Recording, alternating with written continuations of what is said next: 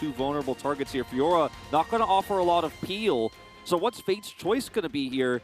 Is if you go for the Victor, you have a lot of long-term damage in late-game teamfights, but you have no real CC outside of his gravity field to help deal with this Renekton that's coming at you. The Silent.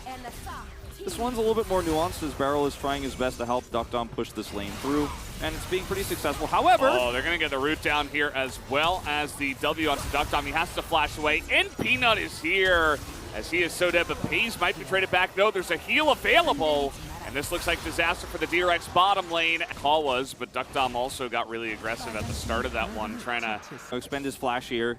So follow-ups are potentially possible as Rascal is in trouble. Yeah, I don't think goes to... Oh, that was actually pretty nice. There were posts here onto the Maokai as the damage is slow to come out to start here for Gen.G's top side as so many turret shots go into the Renekton as now we finally have the ult come out from the Maokai and Doran will get the kill. But it trades 2 for 1 in favor of Rascal. The massive minion wave, and I think that considering Peanut doesn't have 6 at the start of this fight, as soon as this riposte hits, you have to be really careful about how you're going to fight this one out. Peanut hits 6 here, then decides he's going to ult back in to lock Rascal down, and the aggro unfortunately just goes straight to him, and then Doran, as soon as he's dead, the aggro gets picked up from him. It was a little bit sloppy. Gold, yeah, there it is. The Yomu's is going to be completed, so maybe they were like, defense here whatsoever. They're going to try to dive Doran topside here, or rather gank him, but Gen.G just frankly out-macroing DRX in a lot of ways, and their comp is stronger at this point in the game right now as this Herald crashes through as the Drake is being taken, but because he took the top turret earlier, Gen.G's focal... He does have Ghost, so... And with Peanut once again being the only one with the CC on the front line there, would have been very telegraphed. As Doran takes a bit of damage, in goes Chovy trying to frontline now. He has the ultimate of Vi taken, and Krako's just a little bit too squishy to play frontline here, and they get into the backline so easily. This is such a broken up fight. Beryl is not able to help out his team, and it is just a rout here. Fate, he looks like he's barely going to be taken out here at the end. He is quite fast, but the Maokai catches up. Turret. Try to just run as fast as Fiora's legs can carry her to an execute, I suppose, but I don't think you get out with this one. Yeah. This is, so everything about this fight is split up by the fact that Gen.G have control of the bottom side. I'll let you play it, Liz. Well, no. The fact that Rascal has to side lane bottom side with Fiora, so...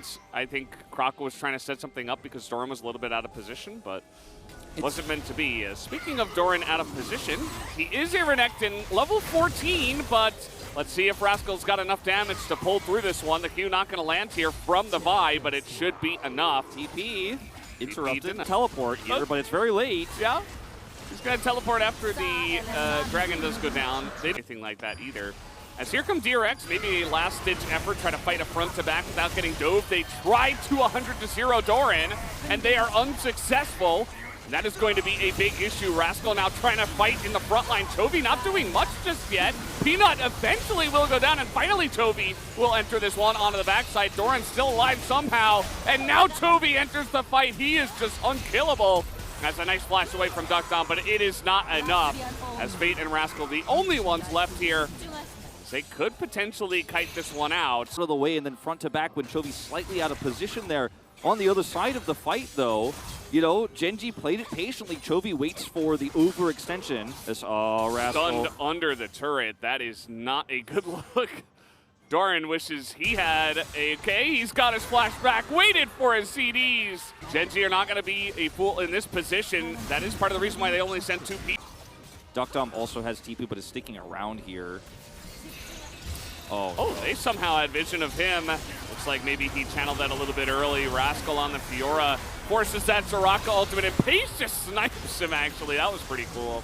And this one might just be done and dusted, guys. A couple of guys already down, Beryl included, on the side of DRX, and it is just a rout once again. Krako, the only one left available.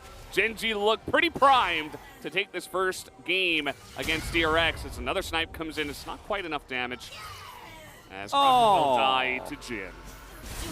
Sad times, just a range of that turret there with the punch. Seek a single objective. I think you're exactly right, especially because of the way they handled the split push as well. Like, a lot of teams would have just, well, Rascal's dead here.